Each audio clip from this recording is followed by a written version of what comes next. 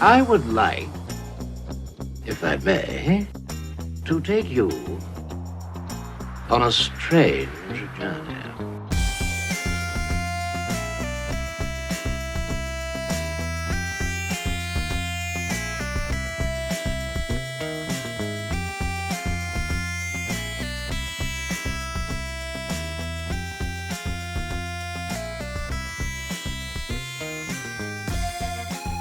Hello, everybody. Welcome to the Cultworthy Cinema Podcast. It is the very first video episode of the new season of Cultworthy Cinema Podcast. And to kick this off, I got a great guest returning to the show, my good friend Anthony, formerly host of the Cult Movies Podcast. We got to get into that in a second. But Anthony, welcome to the show. So happy to be back. I feel like I was just on. Maybe time just flies, but always happy to be on this show. Oh, thank you so much. Yeah, that was back in I think early October. We did the Beyond. Okay, so hasn't been too long. Yeah. But since I had you on last year on the Cultworthy Classic, which has since been retired, to do our discoveries of 2022.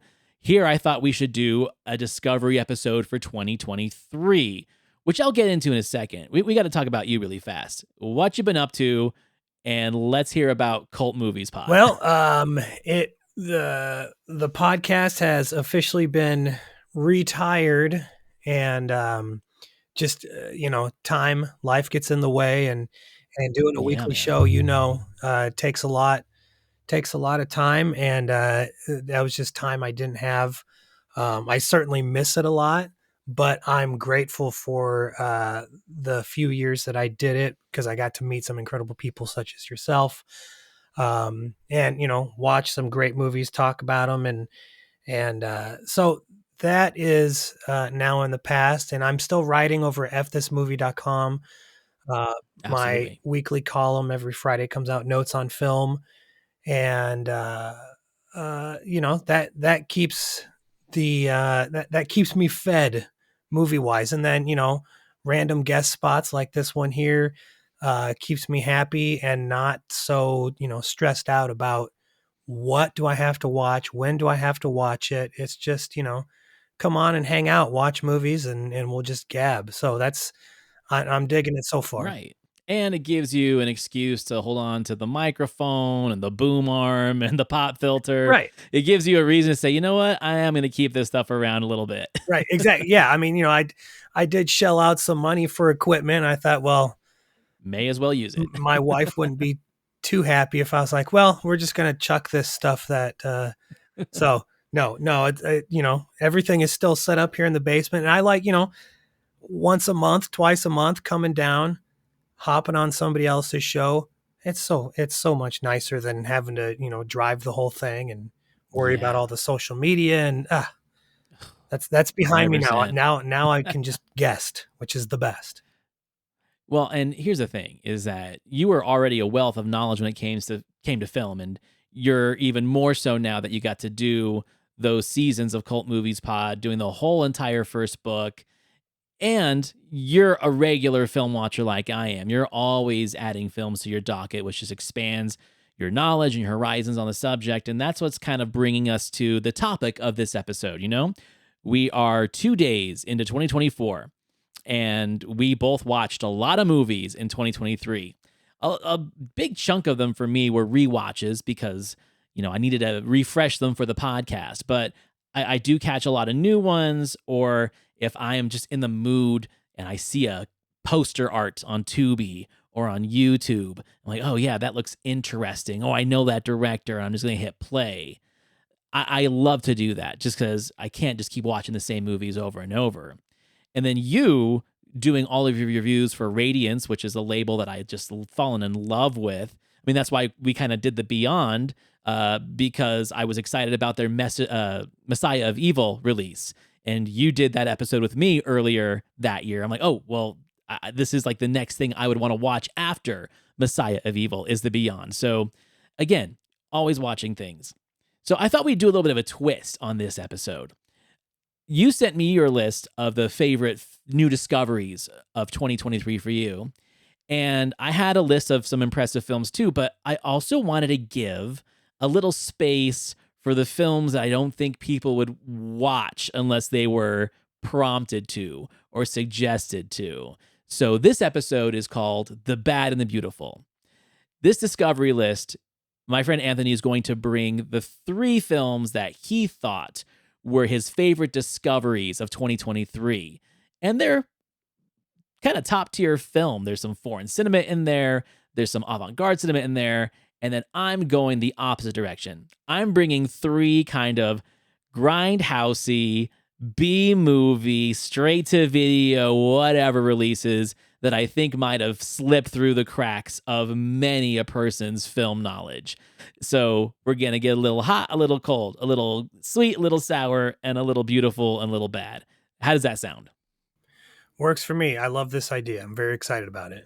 All right. And since you are my distinguished guest, I'm going to allow you the first pick of your 2023 discoveries. Okay. Well, 2 things. You mentioned some foreign cinema. We're going to kick off with that. Also, our friends over at Radiance, we're going to give them lots of love with my list. 2 out of the 3 movies come from Radiance. That just kind of goes to show the quality of movies that Fran is putting out and the, how interesting these things are. So the first one I'm talking about is Kenji Fukasaku's Yakuza Graveyard. And Kenji, of course, the Battles Without Honor and Humanity, Tora Tora Tora. He did the Japanese unit for that. So, he's a beloved Japanese filmmaker and is one of the preeminent Japanese crime film directors, I feel like.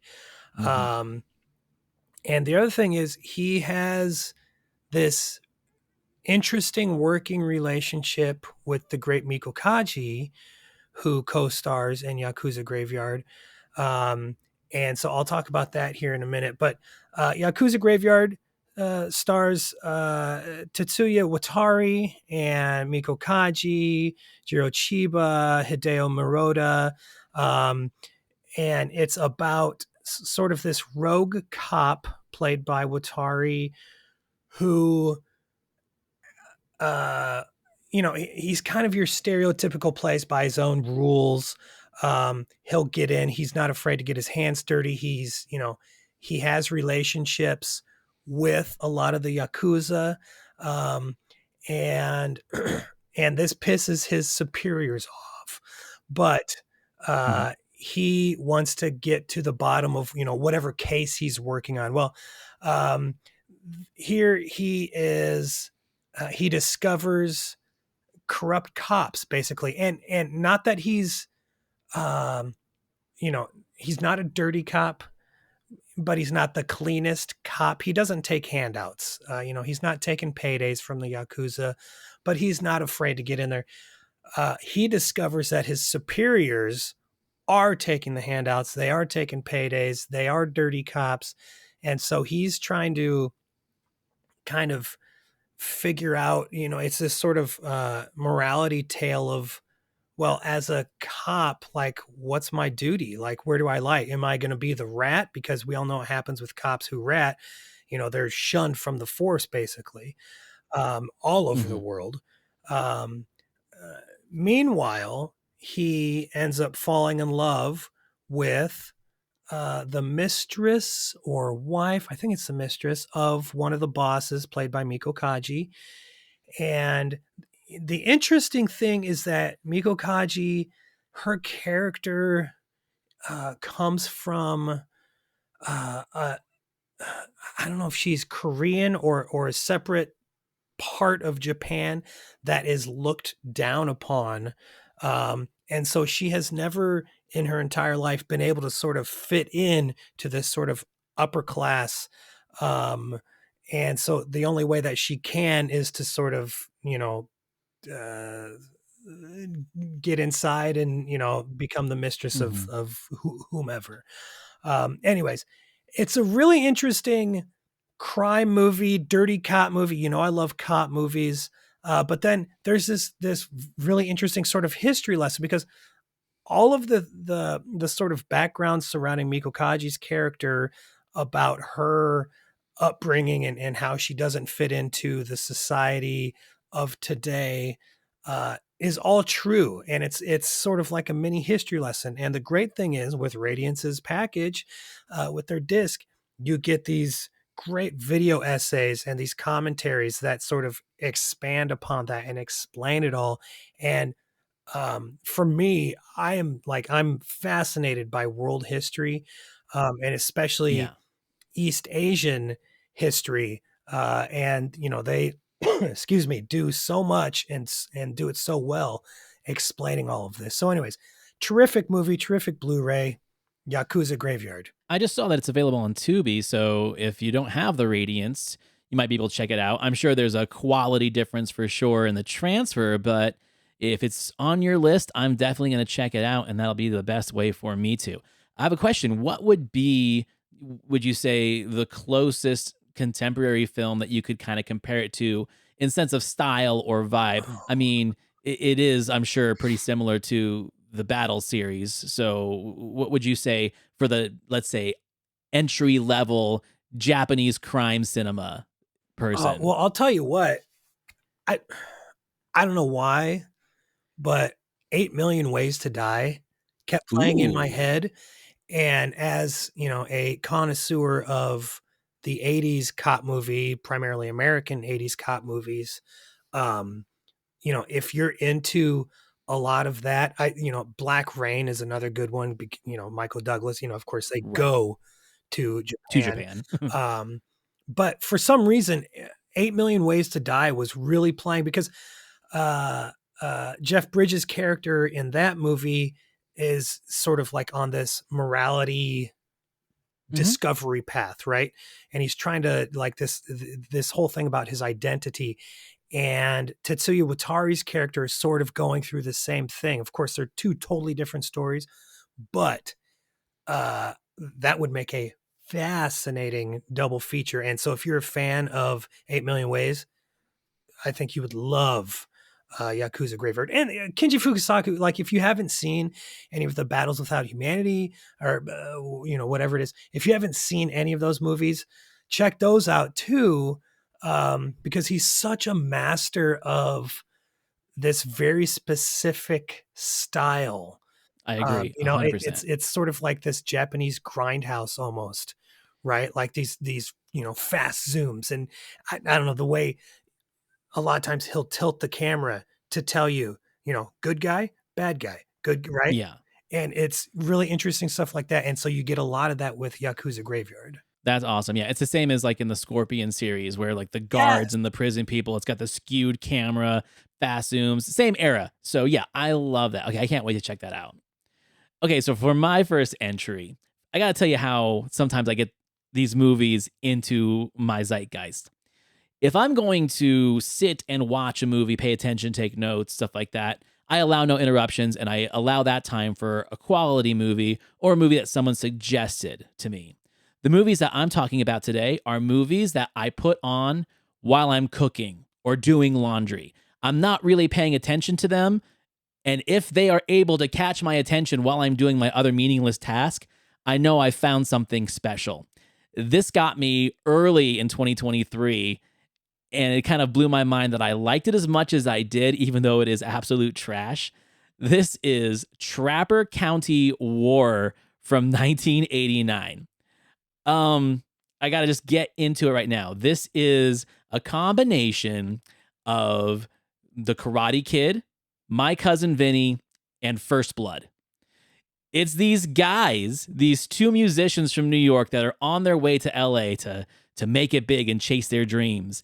And as they are on their way through the South, very much like My Cousin Vinny, they stop in this little town, this little podunk town, and they stop at this diner where Betsy Russell is the only waitress, the only employee. Betsy Russell, of course, from Avenging Angel and Tomboy. She also just is one of my biggest 80s crushes. They get a little crush with her and they offer her to go along with them because she's adopted into this weird family that essentially owns the town. So it's one of those towns that everyone is under the thumb of, like, the one family. So they agree to take her out, but the town is kind of under the watch of a sheriff deputy played by an absolutely bonkers Don Swayze, brother of Patrick Swayze, who is just turning on the dick mode 100%. And it works for me. Now, you've got a little bit of a good guy in the local sheriff played by Bo Hopkins, famous 70s grindhouse and crime B-movie regular. But then you've got some surprising names in here too. R.G. Armstrong, most notably, I'd say, from 70s grindhouse films and genre films. I like him as the sheriff in Race with the Devil, personally, is one of my favorite roles of his. You get Sarah Hunley as Mom Ludiger, the matriarch of this family, who's like the real badass who has everyone under the thumb. And then you've got the hermit in the woods that, like, is a former army ops guy, martial arts expert played by Ernie Hudson. With with the taped on mustache. The taped on mustache, 100%. So as these guys are trying to get Betsy Russell out of the town, Don Swayze chases them down. They had like a little bar fight earlier, and now it turns into First Blood, where one of the dudes is taken out. The main dude, played by Rob Estes of Silk Stockings fame, if you ever watched that on USA in the 90s, he escapes out in the hills, meets up with Ernie Hudson, and as Don Swayze and the Ludiger family is getting this whole posse of people, just like Brian Denny does in First Blood, to go out into the woods and track him down, now it turns into like real First Blood, where Ernie Hudson and him are setting up traps, and it's this whole war of these two guys versus the Ludiger family, and pretty much, I think, any male with a gun in this town is out there. Ridiculous, right? But it got me. It had me enthralled.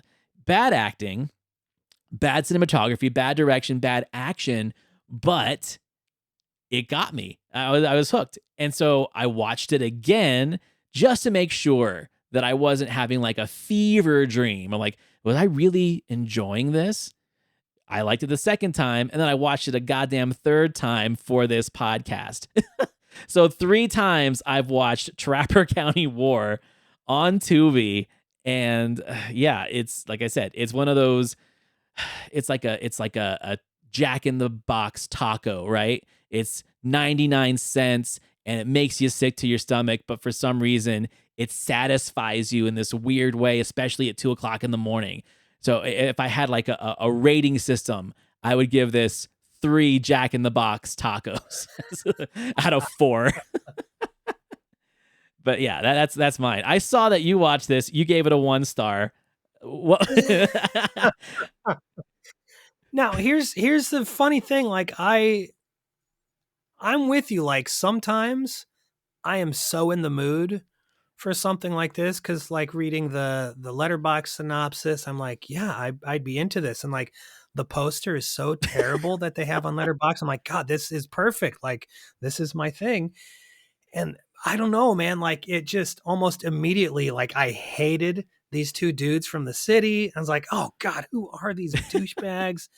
We're musicians, and then man. like when Ernie, when Ernie Hudson shows up, I'm like, oh, what are you doing in here, Ernie Hudson?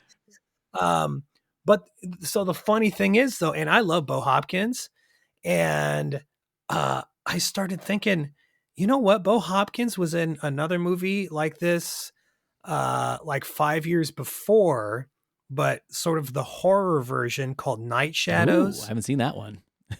Where Wings Hauser plays one of the brothers that comes into town. So it's like Wings Hauser and his brother come into town, and it's sort of like a vampire / monster movie. Something weird going on in the town. Bo Hopkins plays the sheriff in the town. And so I was like, oh, this is, it just made me want to watch Night Shadows again. But I thought it was weird that, like, I wasn't into it because it seems like something I would be. Now, I will I'll be surprised if Vinegar Syndrome does not put this I out was this gonna year. say the exact same thing. This is the kind of thing that's like begging to be one of like the third tier releases in the subscription series. Like the one that you get that you really didn't want, but it's in your bundle. That's what it is. And then eventually, like enough people watch it, and they're like, "Oh, I love this fucking movie." Because like I remember I watched that movie Dog Yeah. Tags from Romano Scavolini, and it's terrible, but I loved it. But I watched it on YouTube, just terrible, terrible quality. But I was telling everybody about it, and then in my mind, I'm thinking this is perfect for Vinegar Syndrome, and then they put it out, and I don't know if like people were like, "Oh, this is the greatest thing," or if people were like, "Oh my god, what is this?" I still think it's the greatest thing. Uh, and so I feel like the same could come of Trapper County I think more. so. To me, it gets bonus points for Don Swayze for sure. Oh God, he is so That over the performance top in was this. absolutely fantastic. It gets Wow. bonus points for White Boy New York City Karate from Rob Estes.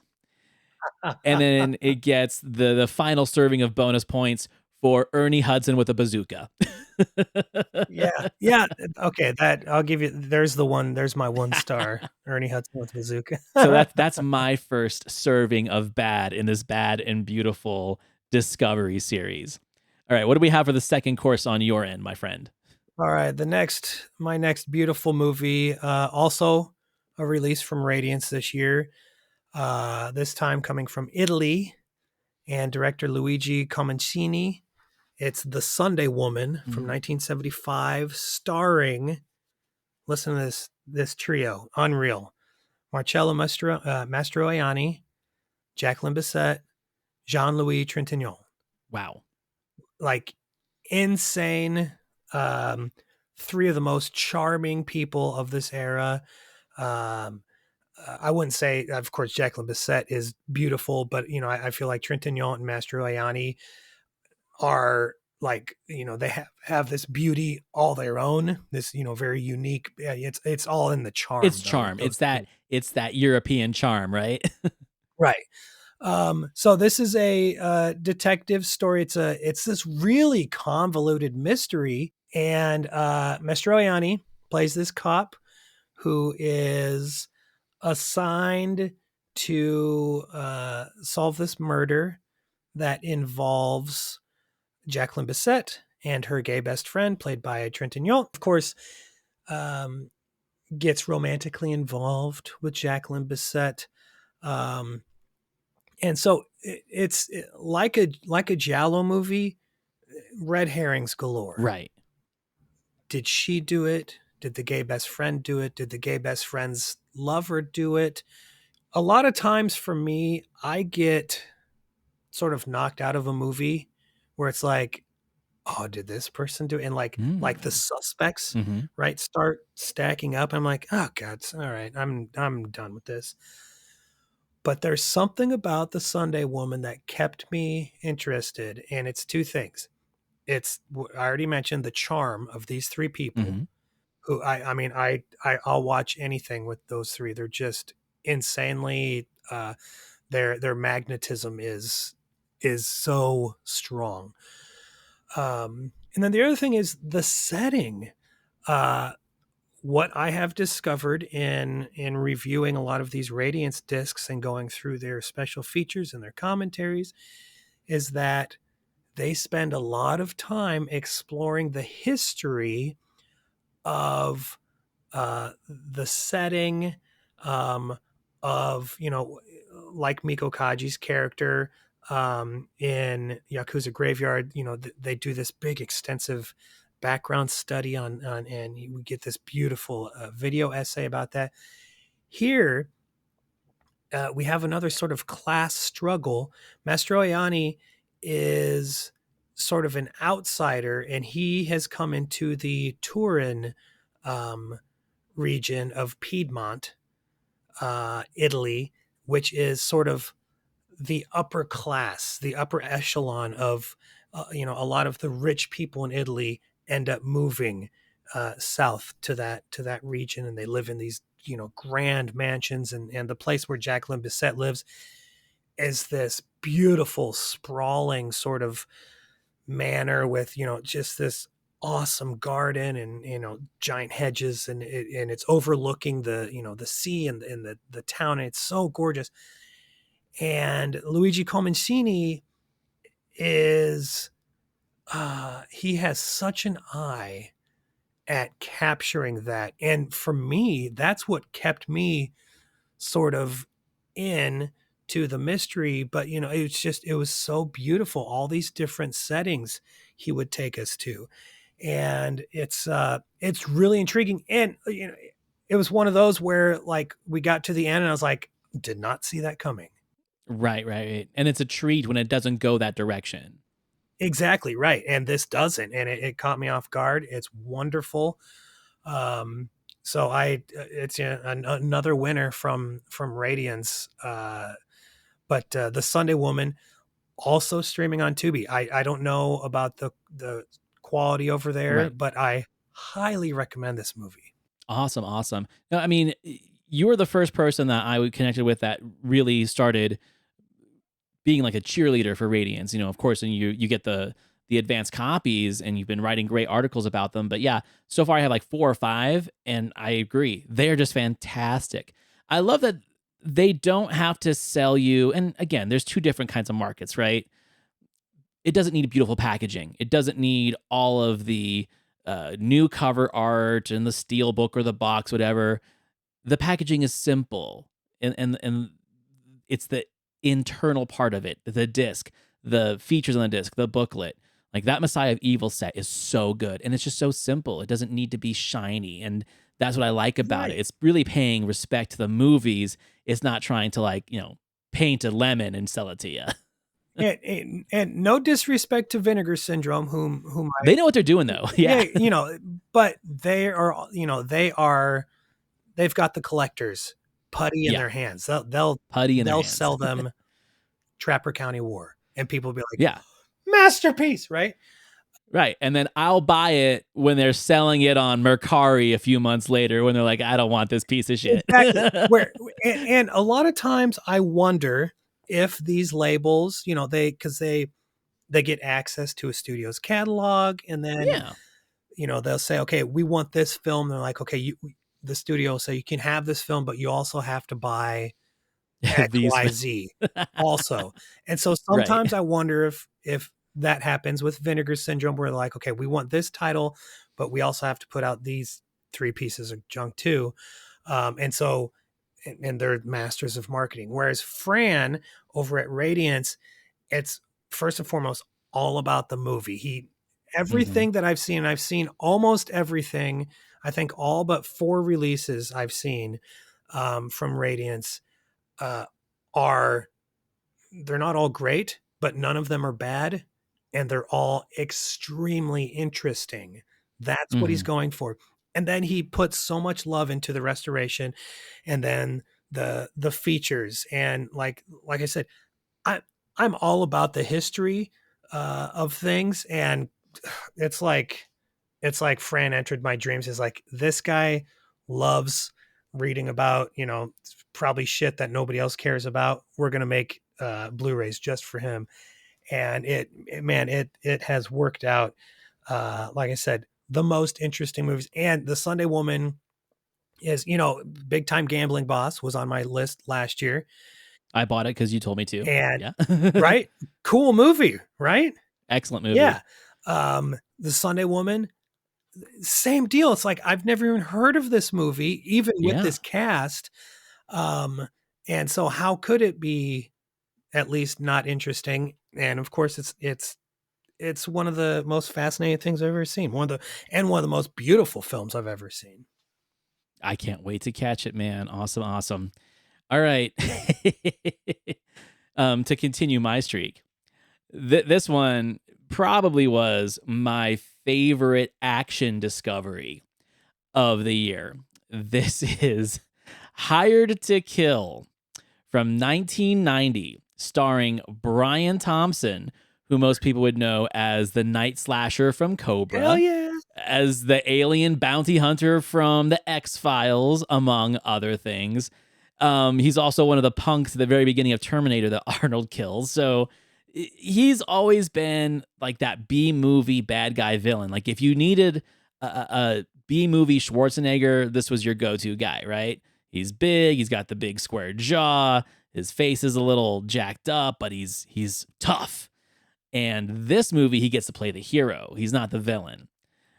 The premise of this movie is, first of all, I gotta say too, it's directed by Nico Mastorakis, who did Nightmare at Noon, one of my favorite movies called Blind Date, which is this guy who goes blind and he gets, it's kind of meta. He gets like these implants put into his head that lets him see in like binary, almost like Matrixy, but there's evil involved and it leads him to do some crazy things. Just some great B-movie, late 90s trash. So this film, Brian Thompson plays a mercenary who has to pose as a fashion photographer. So he can go to this South American island fortress, which is essentially Valverde from Commando, but they don't want to call it that, where Jose Ferrer is this political guy who's in prison. And the man in charge of this little country is Oliver fucking Reed. So George Kennedy comes along and says, hey, Brian Thompson, you were like the best of my unit and we need you, but we don't know how to get you into this country. Just so happens Oliver Reed is a horny dude who's a sucker for fashion models. So we're going to have you pretend to be a gay fashion photographer, and you're going to go pick 7 mercenary women who are going to pose as fashion models. And we're going to approach Oliver Reed and have you do a fashion shoot in his big castle. That's your in. And while you're in, you're going to break into the prison and rescue Jose Ferrer. That's the plot. Oh my God. It feels like something that would be playing on a TV screen in a Tarantino movie, right? Like this is the kind of thing that like Rick Dalton would make at the end of his career when he's just picking up whatever. Here's what I'm pissed about. I watched Trapper County War and not this movie. And not this. Okay, and well, this is the movie. This movie's got boobs. There's that. It's got a training montage sequence of these 7 mercenary female fashion models on how they are going to use their Fox Force 5 skills to take out all of the guards of these prisons. It's got characters that die and there's real emotional gripping moments as they mourn them in the fashion that a B movie can only do it, you know, little lemon juice in the eye and some fake tears. And then you've got Oliver Reed, who just shows up on the like 3 days he was there to be this crazy general, get in a helicopter in the end. And I did the research. Apparently the big helicopter fight at the end, the helicopter actually crashed and the stuntman died. Like there was a lot involved in this movie, but it's funny. Like George Kennedy's funny. Brian Thompson is funny. Brian Thompson playing effeminate in a sharp suit to make everyone think he's a gay fashion photographer, while behind the scenes, he's pulling some True Lies shit. It's pretty freaking awesome. Very True Lies. Man, so this reminds me of, there's a terrible Marjo movie called Jungle Warriors from 1984. Where I have not seen that. Marjo plays sort of like a talent agent for models, and he's flying them all down to like the jungles of, you know, South America. But then for this photo shoot, and then the plane crashes and they all get captured and they're all, you know, thrown into prison to be sex slaves. And then somebody, you know, has to come down and rescue them. It sounds like that, but probably better. No Marjo, but probably better. Yeah, it was so funny. I just did a podcast on Cobra, and we were talking about Brian Thompson, how like scary, like he is so scary in Cobra. Mm-hmm. And it's so, I gotta watch this. It's so interesting There's to just think of him like, something crooked about his smile too. Like he's got the perfect face for this. And there's a cool part about this where I'd say like halfway through the movie, I mean, spoilers be damned, he gets captured and he's like the leader of this unit, and there's no strong leader amongst the female mercenaries. So they have to like pull together with girl power to break and rescue him so they can complete the mission. It is fucking great. And Arrow put out a release of it, and when I saw it, I had to buy it. I'm like, shit, someone put some love and care into this movie and got someone like me to go pay $30 for it. wow, I had no idea they did that. Yeah, well, yeah, and you're looking at this cast, Brian Thompson, and then yeah, you say these names: Oliver Reed, George Kennedy, Oliver Reed. That was Jose, my yeah, favorite pull of this. Oliver Reed. That's hysterical. God, that guy will like, because when did he? Let's see, he died. He died 99. Yeah, so he died during Gladiator. So yeah, and he did a few things in between this, but He yeah, must have been, yeah, 1990. needed the paycheck. He's like, Ken Russell's not making movies with me anymore, so I guess I'll go make a film for Nico Mastorakis. So yeah, I would say this is my favorite action discovery of the year, regardless of good or bad. I had the most fun with this out of all those. 1990s Hired to Kill. My last one here was a personal one. I wrote about it at F This Movie. It was I, some people said, "Oh, congratulations on coming out." I just wrote about how I was, how I'm pansexual, and I didn't think it was a big deal um, to announce that. Yeah. But the reason it was sort of a big deal to me, I kind of had always known that about myself, but I watched a movie. Of course, it was a movie that was like, "Hello, Anthony. This is your true self." And the movie that did this was like one that isn't necessarily looked down upon in this filmmaker's filmography, but it's not like one of his. Uh-huh. People wouldn't say it's one of his greats. I would. I think it's one of its greats. I'm talking about William Friedkin's The Boys in the Band from 1970. Um, and it's Yeah, uh, that's a good one. Mm-hmm. I'd never read the play. I never watched the well, up to this point I have now, but the Netflix remake. Um, and I honestly didn't know much about it other than what he talks about in his memoir, Friedkin, that is. Um, and so I went into this, almost completely blind and had no idea what it was about. I love how one of the taglines is Mm-hmm. "It's not a musical." It's not. I always thought it was a musical. I always thought it was about these Mm-hmm. guys in a band. It's not. It's not that at all.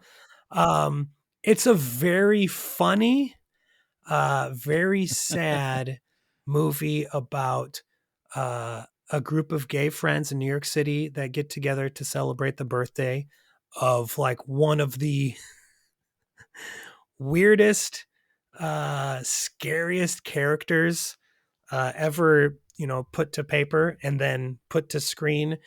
Um, Kenneth Nelson is our host of the Mm-hmm. party, and he's sort of stressing about making sure everything's right. Is everyone going to be here on time?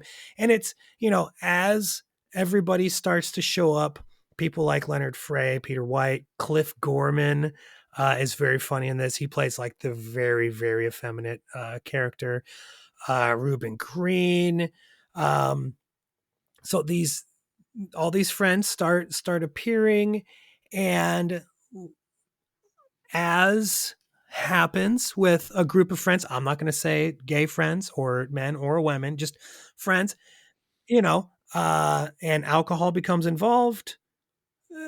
Friends. Drama starts to unfold, and it's very funny because they are gay. It's very catty, um, and but the thing I find interesting is that, so this is 1970. The play was written 5 years, 6 years before, and I think it was on Broadway in 67 or 68.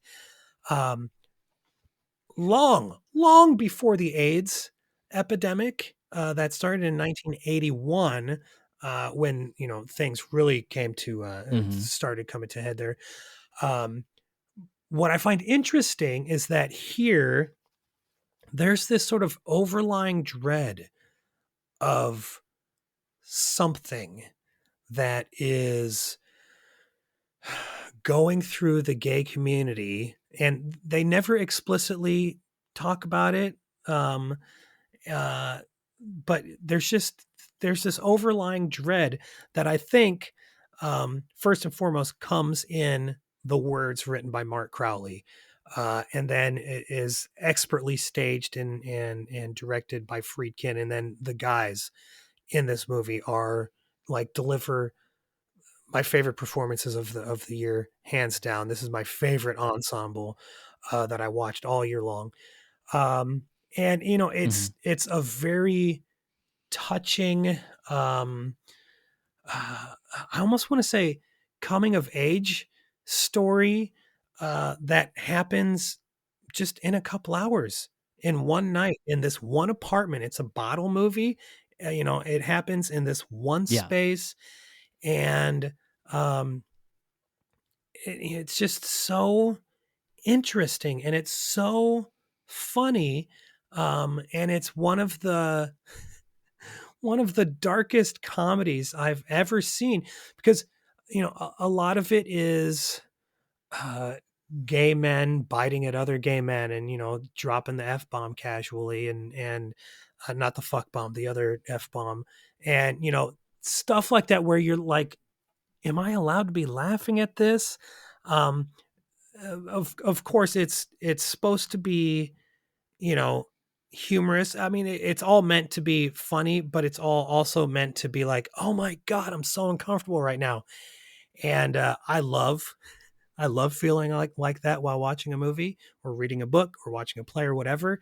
Um, and man, this has like 2 hours of you just sort of like, oh God, what's going to happen?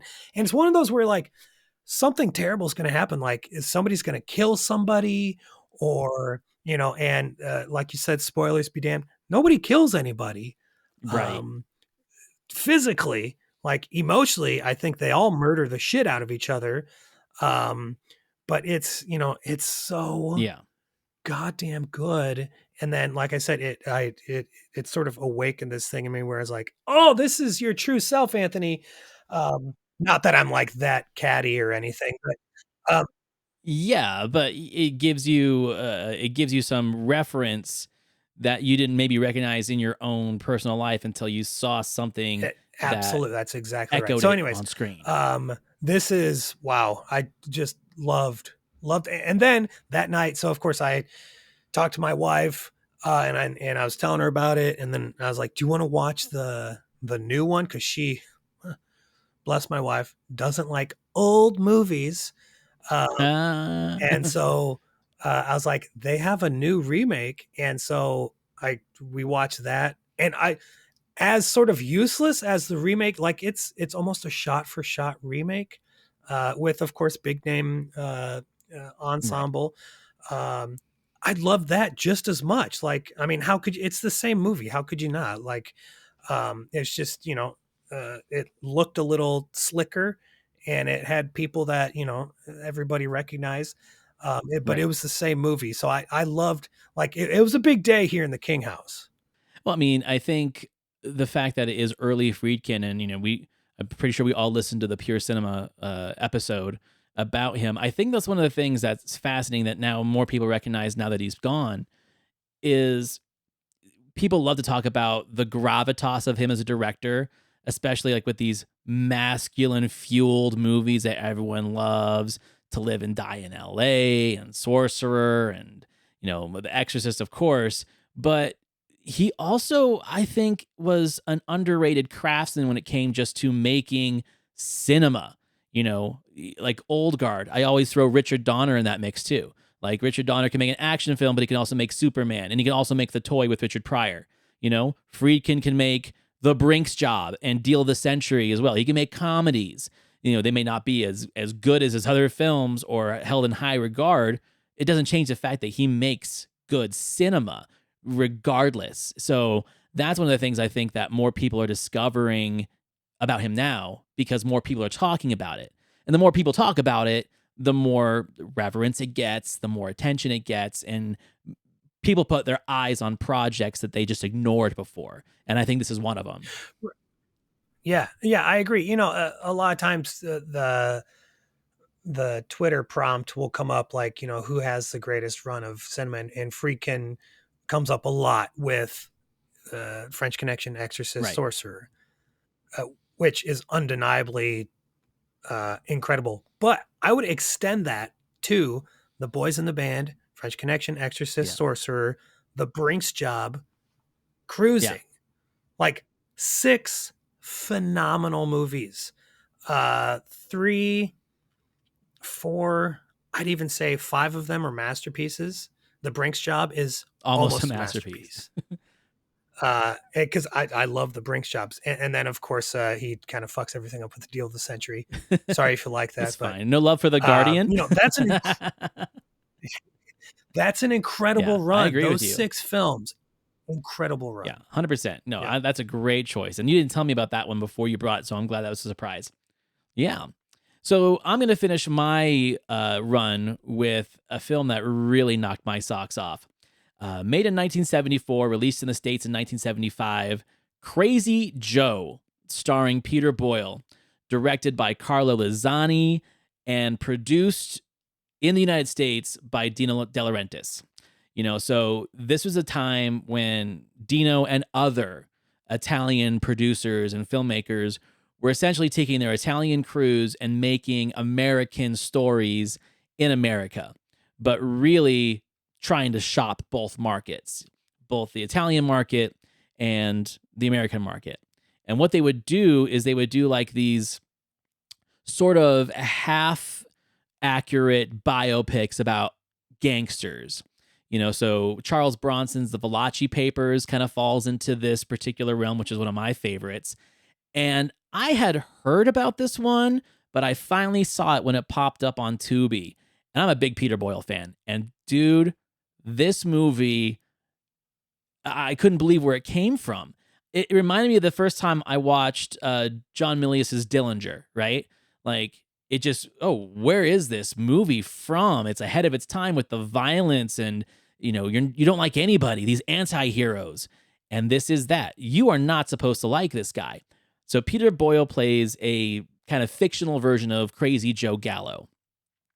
And it pretty much follows his story beat for beat, kind of under boss of a family doing like these hustles to kind of get their payoff by the end of the month, end of the week to the main crime boss, but not getting any recognition and just wanting more power and wanting more responsibility and pissed off by the incompetence of the people who are ahead of him. And he's a little fucking crazy. So that's where that kind of rolls in. He's got Rip Torn as like his buddy, his sidekick, who's just as crazy as he is. And it comes to a point where they get set up by the main Don, played by Eli Wallach. His crew gets killed or pushed away, beaten, whatever, and he goes and spends time in prison where he becomes friends. And it's interesting because like formally he's like a real racist Italian, but in prison he becomes friends with a guy named Willie, played by Fred Williamson, who's like a part of the Black Panthers. And so when he gets out, his whole thing is like, okay, I'm going to take over the operation. And not only am I going to do it by taking out the boss, I've also got Willie and the Black Panthers and his Harlem gang behind me. So he's got 2 ethnicities that can go and start this war with the main outfit. Now, where this gets kind of cool is there was the series that just came out last year on Paramount Plus called The Offer, which was about the making of The Godfather. It was like a 6-7 part series about Ruddy, played by Miles Teller, and how he got Coppola and how he got Mario Puzo together and how Robert Evans came in like to make this movie. But in order to make it in New York, they had to deal with the mob. And the person that allowed them to make the movie in New York was the guy that Crazy Joe Gallo ended up killing. So that was who the war was with. So it's really interesting when you watch other mob movies that were based on reality or that show The Offer, and then you watch this, it's like, oh, these things go hand in hand. They're telling the same story, but they're just not calling him Crazy Joe Gallo. Great moments of action, great moments of drama, a perfectly unhinged Peter Boyle. Like, if you thought he was unhinged in Joe, this is him. I mean, it's called Crazy Joe. It's Joe, but he's crazy, essentially, you know? And it's just got that Italian flair, that Italian flavor, that mob flavor that isn't Americanized because it was made by real Italians. And that's, you know, like the big difference. That's kind of what they made fun of when mob movies were made before The Godfather, where it was like real kind of cheesy and schlocky and no one really took the gangsters seriously. Yeah, this took that, threw it out the window and said, this is what real crazy gangsters looked like in this era. So I would say of all the films I've talked about, this one for sure was my favorite discovery, even though it is kind of ugly and shoddy in its filmmaking. Yeah, because of its Italian roots, filmmaking wise, like it has that dangerous feel to it, where it's like, you know, maybe what they're doing isn't entirely safe, or maybe who's financing this. Right. Like there's not a whole lot of like union regulations going on in this production. Exactly. And this was, you know, besides, let me think, besides, what's his character? Besides Wizard, Oh, and Taxi Driver? and Taxi Driver, I think this was the first, and then of course everyone loves Raymond, whatever the fuck that show is called, as Frank. I think this was like the third time I ever saw Peter Boyle, you know, in a TV show or movie.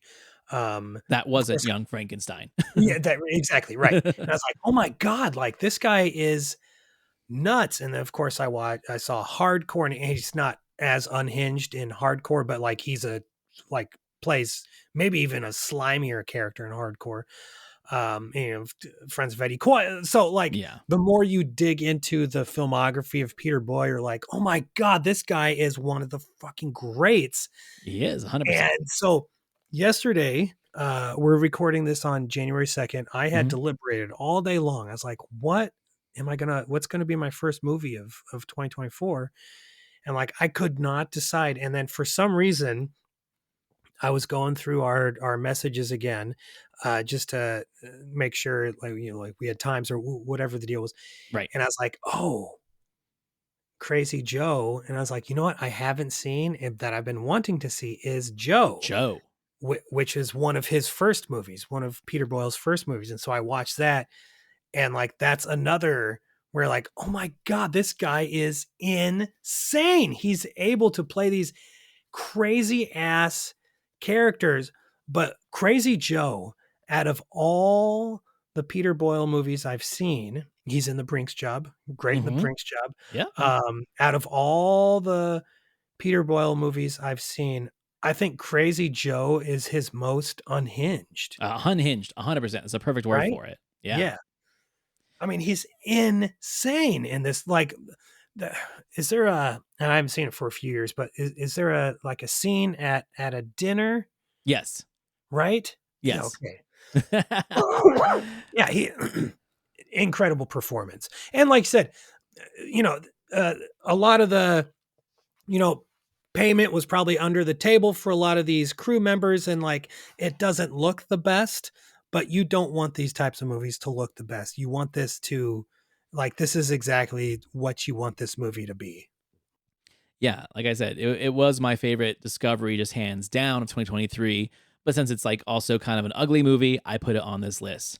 So those are our main six. Do you have any honorable mentions? Because I got a couple. Yeah, let me talk about, because I've done a couple other Discoveries episodes, and of course I write my list for at this Yeah. movie.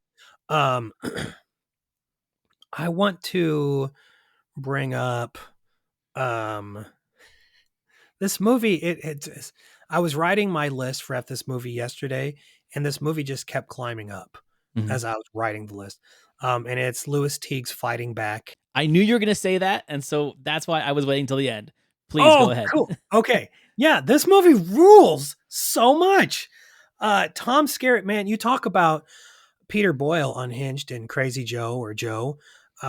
Like Tom Skerritt, again, I grew up with him like as the guy from Picket Fences, Right. like this lovable, The Dad like and Parent Trap 2. yeah, like just this really lovable dude. And then like, you start watching movies, you're like, oh, he's in Alien. He's not unhinged like he's very hinged in Alien, as he Uh-huh. should be. Um, but and then you get to something like Fighting Back, where like, oh man, he is like, they just said, okay, Tom Skerritt, go, and like he Right. just goes crazy. He is so good in this movie. And the reason I love Fighting Back so much, again, like I was talking about the Sunday Woman, how like it's the settings and how beautiful it was.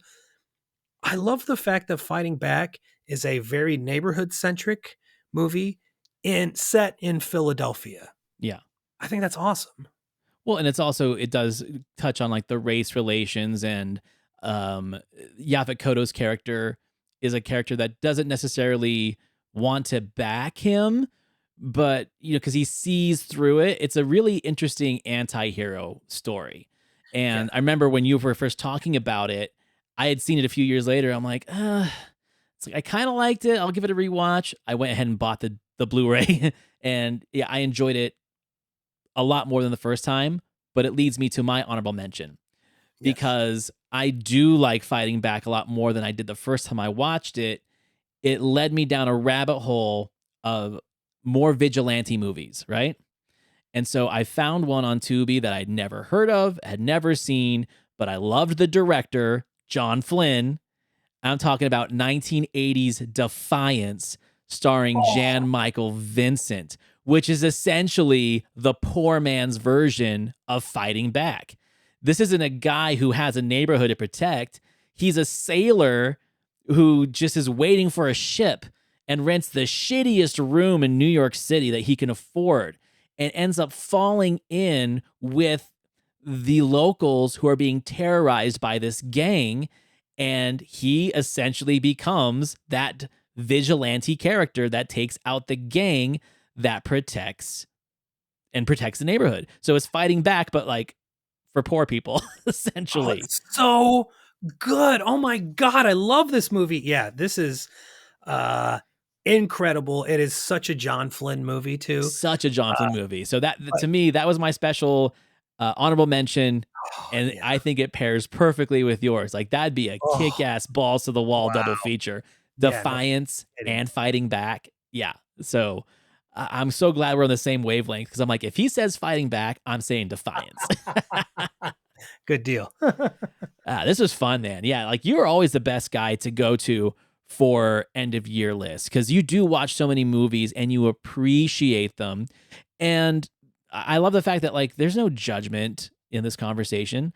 I brought some hot turds, but they're fun. That's my thing. Is Right. like I want people to have fun in the movies. There's enough haute cinema out there that people can watch and get enthralled by and moved by. And we're not gonna lie, there is a pretentiousness to that. Let's not forget that there's some fun shit out there. So just have some fun. Like that's my whole Absolutely. thing. Yep. Yeah, absolutely. I completely agree with you.